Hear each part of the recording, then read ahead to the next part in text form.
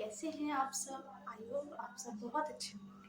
आज मैं आपके सामने लेके आई हूँ मक्के की पूरी, जो आपने शायद ही कभी बनाया और खाया हो। आप अगर इस पूरी को बना के टेस्ट करेंगे ना, आपको बार बार आप जरूर उसे बनाएंगे। मतलब ये कोई सादी पूरी नहीं है। इस पूरी को बनाने के लिए थोड़ा सा जैसे हाथ की मेहनत की ज़रूरत होती है। बाकी ये बनती बहुत ही टेस्टी है। आप इसे एक बार ज़रूर बनाएं। पूड़ियाँ तो अपन बहुत सारे चीज़ों के खाए हैं, बट आज आप मक्के की आटे की पूड़ियाँ बनाएं। ये पूरी खाने में मतलब स्वाद ही अलग आता है। तो चलिए गाइस, मैं आज आपको बताती हूँ इस रेसिपी की विधि कि आपको इसे कैसे बनाना है और इस रेसिपी पे किस किस सामान की आवश्यकता होगी। ठीक है गाइस, तो आज अपन इस रेसिपी की बनाने की तैयारी करते हैं और स्टार्ट करते हैं। Let's go. तो गाइस, इस रेसिपी को बनाने के लिए कोई ज़्यादा सामान की आवश्यकता बिल्कुल भी नहीं है। जैसे कि आप देख रहे हैं, मैंने यहाँ पे लिया है लहसुन, अदरक, मिर्च और कटा हुआ हरा धनिया, जिसे मैंने छांट के रख लिया था धो के। अब ये लहसुन, मिर्ची, जो अदरक है, इसे हमें अच्छे से पीस लेना है, पेस्ट बना लेना है। तो जैसे कि आप जानते हैं, लहसुन, अदरक, मिर्ची जैसे थोड़ा ज़्यादा ड्राई हो जाता है तो मेरे जार में तो नहीं पीसता है, किसी के में पिस जाता है। तो मैं उसके लिए उसमें थोड़ा सा पानी ऐड करती हूँ। पानी ऐड करने से क्या है, वो बारीक बिल्कुल अच्छे से मिक्स होकर पिस जाता है।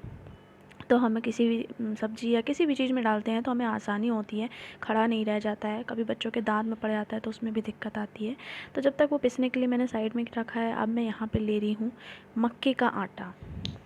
ध्यान से सुनिएगा, मक्के का आटा ले रही हूँ अपने आवश्यकता अनुसार, जितने मुझे लोगों के लिए बनाना है। मेरे तो 2-3 हैं, माँ, बेटी और पापा जी, तो उनके हिसाब से ले रही हूँ।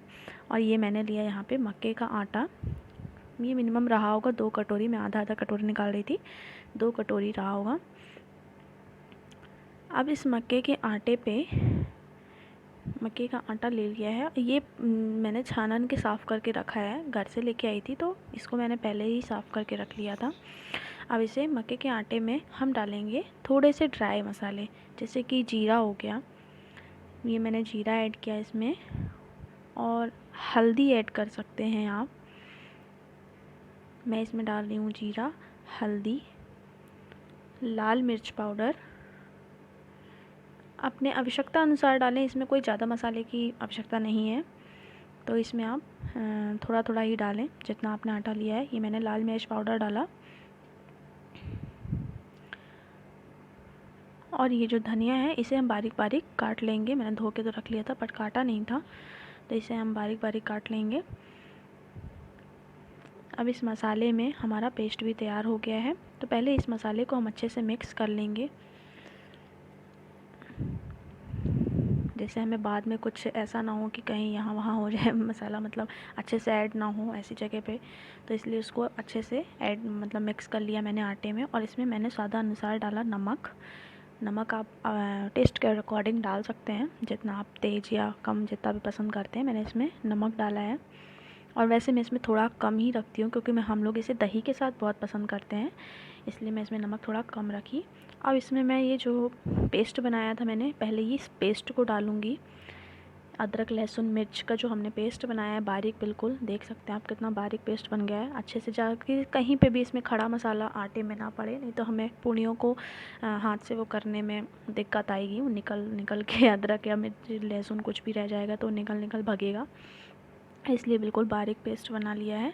और इसको बारीक पेस्ट मतलब इसमें पानी तो आप बिल्कुल कम से कम क्वांटिटी में यूज़ करिएगा, एकदम ज़्यादा से नहीं डालिएगा, जितना आपको लगे उस हिसाब से, क्योंकि हमें इसका एकदम कोई गीला आटा नहीं लगाना है या एकदम टाइट भी नहीं लगाना है। इसमें इसी में मैंने ऐड कर लिया हरी धनिया, जो बारीक काट के रखा था, इसी में ऐड कर लिया हरी धनिया। अब मैं इसको धीरे धीरे बिल्कुल आराम से इसका डो तैयार करूँगी, क्योंकि ये आटा को थोड़ा सा फूलने के लिए भी टाइम चाहिए होता है। इस आटे को आप जितने आराम से डो लगाएंगे और मतलब जितना अच्छा ये फूल जाएगा ना, आपकी पूड़ियाँ उतनी ही अच्छी बनेंगी और फूलेंगी। और इसको खाने में ना इतना करारापन का टेस्ट आता है, मतलब सॉफ्ट पूड़ियाँ नहीं बनती हैं इसकी, बहुत अच्छा टेस्ट लगता है। ये मैंने थोड़ा थोड़ा पानी ऐड करके इसका डो तैयार कर रही हूँ। एकदम ज़्यादा से भी पानी नहीं डालना, नहीं तो दोस्तों वो गीला हो जाएगा। फिर अपन को कोई चकले बेलन से नहीं बेलना है, अपन को खुद के हाथ से उसको पूड़ियाँ बनानी है। इसलिए मैं उसका बिल्कुल सॉफ्ट सा, मतलब ना ज़्यादा पतला, ज़्यादा ढीला आटा लगे ना ज़्यादा टाइट, बिल्कुल मीडियम रहे। इसे धीरे धीरे मैं तैयार कर रही हूँ। और इसे ऐसे ही तैयार करने के बाद मैं इसे थोड़ी देर के लिए 5 से 10 मिनट रेस्ट के लिए छोड़ दूँगी। इसे तो पहले आराम से बहुत अच्छे से आटे को लगा लिया।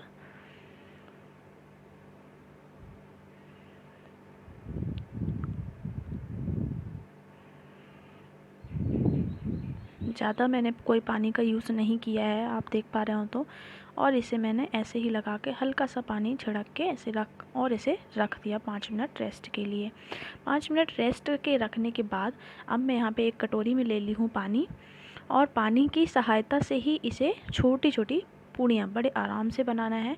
कोई आपको वो नहीं है, क्योंकि ये पूड़ियाँ फटती बहुत हैं, इसलिए इसे बिल्कुल आराम से बनाना होता है। तो आप इसे धीरे धीरे पानी की सहायता से ही, अगर ये आपको कहीं से लग रही है कि चटक रही, तो आप इसमें थोड़ा सा पानी ऐसे हाथ में लगा लगा के इसे देखिए धीरे धीरे मैं गोल कर रही हूँ। और मैंने कढ़ाई को चढ़ा दिया था और उस गैस को ऑन कर दिया था, ताकि जब तक मैं ये बनाऊँ, जब तक कढ़ाई थोड़ा सा गर्म हो जाए। गर्म मतलब गर्म ही होना चाहिए कढ़ाई, ऐसा नहीं कि नॉर्मल गर्म, क्योंकि ये पूड़ी क्या है, कढ़ाई में जाते ही नीचे चिपकती है। तो इसलिए आप इसको तेल को थोड़ा सा अच्छे से गर्म कर लें। और ये देखिए मैं पानी लगा के जैसे ये पूड़ी तैयार कर ली हूँ। ऐसे ही आप हाथ से इसको धीरे धीरे बेल लें, हाथ से ही धीरे धीरे गोल कर लें, जैसे कि मैं देख रहे हैं आप। मैं पानी की सहायता से मैंने कर लिया है। पानी की सहायता से थी वैसे आराम से बन जाती है बहुत अच्छे से। और इसे मैंने डाला कढ़ाई में। दोस्तों यहाँ पे एक बात का आप ध्यान रखिएगा, जैसे ही कढ़ाई में आप डालते हैं, आप यहाँ पे थोड़ा फ्लेम हाई कर दीजिएगा, और इसे फिर बिल्कुल भी टच मत कीजिएगा 1 से 1.5 मिनट, जब तक वो पक रही है, जब तक आप दूसरी पूड़ी की तैयारी कर लीजिए। क्योंकि अगर आप तुरंत टच करेंगे ना, तो वो फटने लगेगी और आपके झरिया में चिपक भी सकती है। इसलिए आप उसे छोड़ दें। जब वो पक जाएगी नीचे से, वो अपने आप से ही ऊपर उठ के आ जाएगी। जैसे कि आपने कभी मालपुआ बनाया होगा, जैसे ही वो नीचे से पक जाता है तो ऊपर आ जाता है, तो वैसे ही ये जैसे ही पक जाएगा तो ऊपर आ जाएगा। ये मेरी दूसरी पूड़ी तैयार हो गई, जब तक पहली पूड़ी पकी। अब मैं बना रही हूँ। अब इस पूड़ी को जब तक मैं अब बना लिया, ये दूसरी पूड़ी, पहली पूड़ी पक गई है। ये देखिए पूड़ी, आप देख रहे हैं पूड़ी पकने के बाद ये अपने आप ही ऊपर आ गई, ऊपर आके तैरने लगी। अब इसे आप आराम से पलट दीजिए और इसे पकने दीजिए।